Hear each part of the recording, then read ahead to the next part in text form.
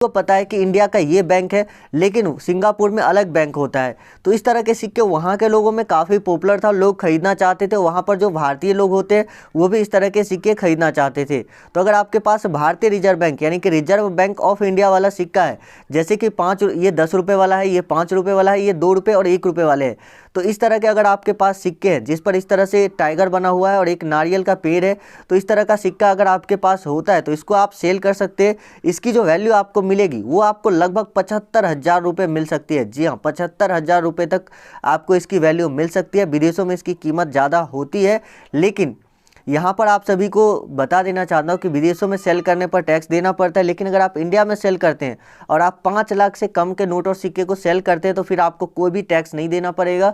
लेकिन अगर आप 5 लाख से ज़्यादा के नोट और सिक्के सेल करते हैं तो आपको टैक्स देना पड़ेगा, और वो सरकार को देना पड़ता है। अगर आपको कोई कॉल करके बोलता है कि आपके नोट और सिक्के 20 लाख में बिकेंगे, इसके लिए आपको 6,000 या 10,000 का टैक्स देना पड़ेगा, जो कि पहले आपको जमा करना पड़ता है, तो बिल्कुल झूठ बोल रहा है वो।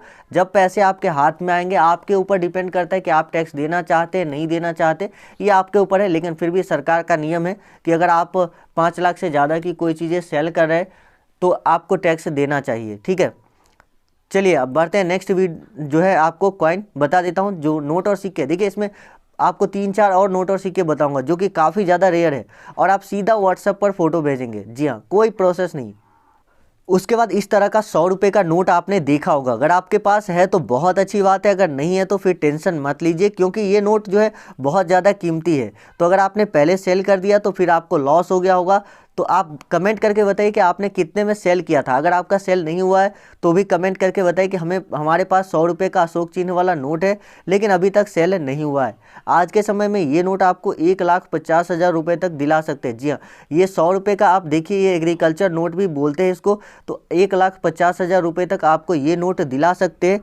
तो अगर आपके पास आज के समय में भी ये नोट मौजूद है तो आप बहुत ही लकी इंसान हैं। जैसे कि आप देखिए, ये बहुत ही गरीब आदमी थे, इनका घर आप देख सकते हैं ये मिट्टी का ही है, लेकिन फिर भी इनके पास ये नोट था, जिस वजह से इनको काफ़ी अच्छी कीमत मिल चुकी है। तो अगर आप भी एक गरीब आदमी हैं और आपके पास नोट है तो आप उसको सेल करके बहुत अच्छा कीमत ले सकते हैं। उसके बाद दोस्तों 786 वाले नोट की डिमांड इतनी ज़्यादा है कि अगर आपके पास नोट पे कहीं पे भी 786 लिखा हुआ है तो आपको इतनी ज़्यादा कीमत मिलेगी कि आप सोच भी नहीं सकते। जी हाँ, 786 वाले नोट तो लाखों से शुरू ही होता था, यानी कि आपको 1 लाख, 2 लाख, 5 लाख, 10 लाख तक रुपए लोग देने के लिए तैयार थे। तो अगर आपके पास 786 वाला नोट है, चाहे वो 5 रुपये का हो, 10 रुपये का हो, 50, 100,